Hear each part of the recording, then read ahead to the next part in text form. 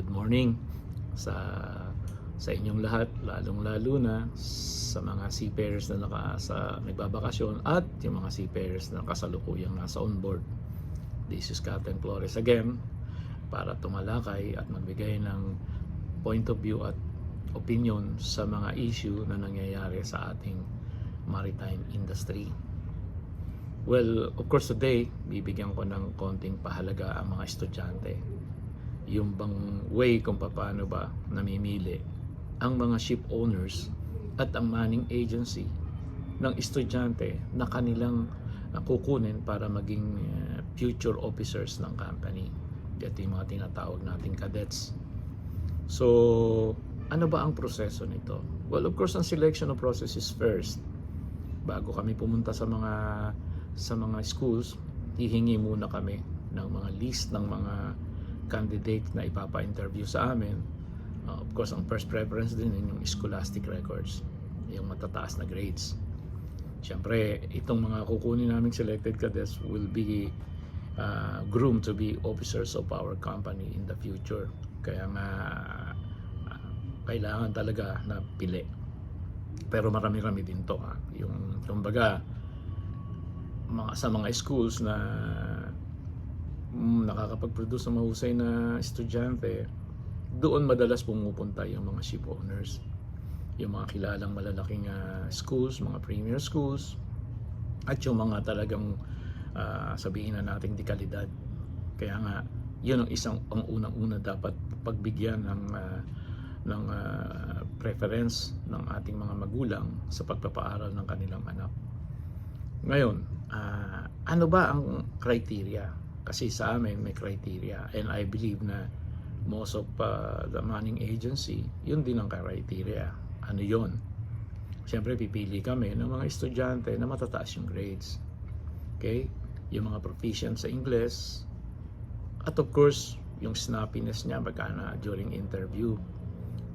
So, ganito yun. Kasi individual kasi ang interview. So, madalas nang tinatanong doon, of course, yung kanyang mga kaalaman na natutunan sa loob ng classroom. Kanya-kanya ring style. Yung iba, syempre, nagpapakuha din sila ng mga exams para ma-determine din nila kung okay yung knowledge ng estudyante during his stay sa classroom. Kasi sa akin, as a guy na in charge ng selection, kasi ako personal akong nagsiselect ng cadet I always go there myself to interview the cadets just to see yung aking mga kinuha deserving ba. Ano ba yung ang style ng mga manning? Syempre, yun na, bibigay sila ng examination. After the examination, meron silang oral interview, and finally, pagka nakatapos sila ng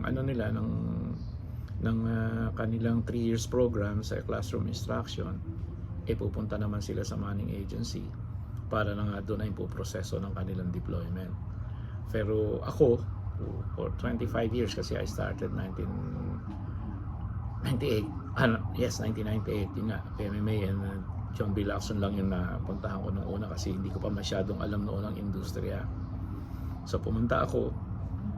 Of course, hindi ako nagbibigay ng examination kasi unfair naman sa kanila na kunyari, kukunin mo second year, bibigyan mo exam, tapos ang itatanong mo pang third year o yung entirety ng kanyang matututunan sa loob ng classroom, pero parang parang medyo unfair. Pero kanya-kanya ng style. So ako pag nag-interview kasi ako, hindi muna ako magbibigay ng exam interview. So ano ba yung hinahanap talaga doon sa interview? Ano ba yung hinahanap talaga ng mga interviewer? Of course, first and foremost, pagpasok mo doon sa room ng sa interview room, tinitingnan agad namin yung tikas mo. Oo, tinitingnan na namin yung tikas mo. Kung ikaw ba snappy, o ikaw ba hindi ninenervyos, o confident ka ba sa na gagawing interview sa'yo. So yun nga, kasi kalimitan ng pumapasok dun sa interview room, mga estudyante, pa isa-isa kasi yun one-on-one interview yun. Ang nangyayari kasi kinakabahan. Yun, kahit na minsan matalino, kinakabahan. hindi makapagsalita. So ang payo ko, bago ka pumasok doon, huminga ka muna ng 10 beses at bumilang ka ng 3. Tapos gumamit ka ng CCC, yung calm, cool, and collected ka pagpasok mo doon, para pagka tinanong ka na or in-interview ka na, medyo hindi ka kakabahan. Kasi pag nagpakita ka ng kaba, you don't impress yung interviewer. So kasi ang kailangan doon, i-impress mo yung mag-i-interview sa'yo. So ano ang hinahanap namin? Ako, ang hinahanap ko unang-una, your conviction. Why do you wanted to be a seafarer? Yun ang tanong ko. Bakit ka gusto mong magseaman? Pangalawa na lang yung mga secondary na lang iba. For example, tatanungin kita, what do you think about seafaring? Ang inaano ko doon yung conviction mo. Conviction mo. Bakit ano ba talaga?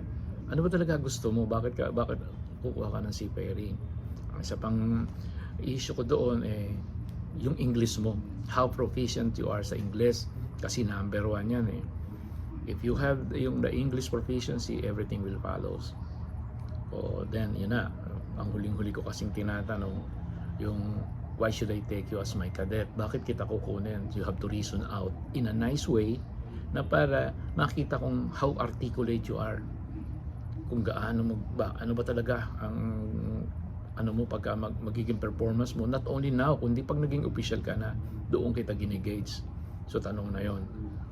So and then i-consider din sa akin naman, style ko, yung examination pagkatapos na ng 3 years classroom instruction mo.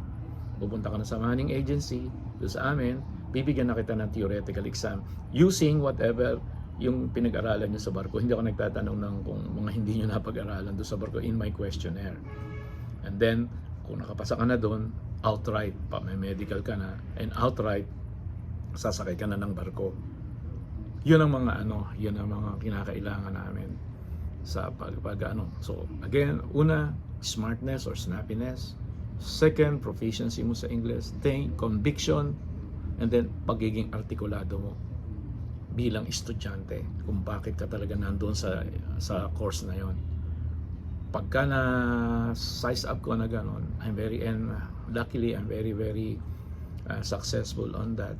I always made my good choice, kaya nakapag-produce ako ng maraming young officers, cadets, and everything na yun lang ang hinahanap ko. Hindi na ako naghahanap pa ng iba pa. Ngayon, dito sa mga nagbabaka sakali naman na mga estudyante, nagbabaka sakaling pumunta ngayon, mag-aral ngayon ng mag-apply ngayon sa mga manning agency na hindi sila selected cadets, pwede pa rin naman. Sundin nyo rin yung yung 4 na sinabi ko. Yung snappiness mo or yung smartness, proficiency sa English, huwag kang kakabahan, yung pagiging artikulado mo. Siyempre, and I will tell everybody na nagbibigay na ang maraming manning agency ngayon ng pagkakataon doon sa mga less fortunate na hindi mapipili na selected cadets. Marami na ngayong manning agency ganon. So, maghanap-hanapin nyo lang. Amoy-amoy kayo. Marami na, malalaking kumpanya tong sinasabi ko, ha? Amoy-amoyin nyo na lang sa industry. I cannot name them. Unfair naman. Pero marami na ngayon. And I salute to that, salute to the manning agencies who are giving opportunity to this less fortunate student na hindi hindi mapipili sa cadet selection, pero binibigyan nyo ng pagkakataon. Salute to you.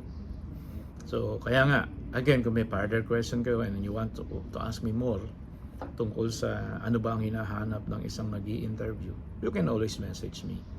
Mabibigyan ko kayo ng konting advice. Kasi nga, ginawa ko ito for 25 years. Mag-interview. Kahit nga ngayon, retired na ako, sumasama pa rin ako sa pag-i-interview ng estudyante. Para lang ma-continue ko yung process ko. So, anyway, siguro nakabigbigay ako sa inyo ng konting clue at konting advice at konting pointers kung paano ang magiging attitude nyo during the interview dito sa mga selected cadets. At yun din ang payo ko sa mga na nag-a-apply sa mga manning agency na gustong sumakay ng barko. Yun lang mga sinabi ko rito. Have a good day everybody, and I will be back. Good day.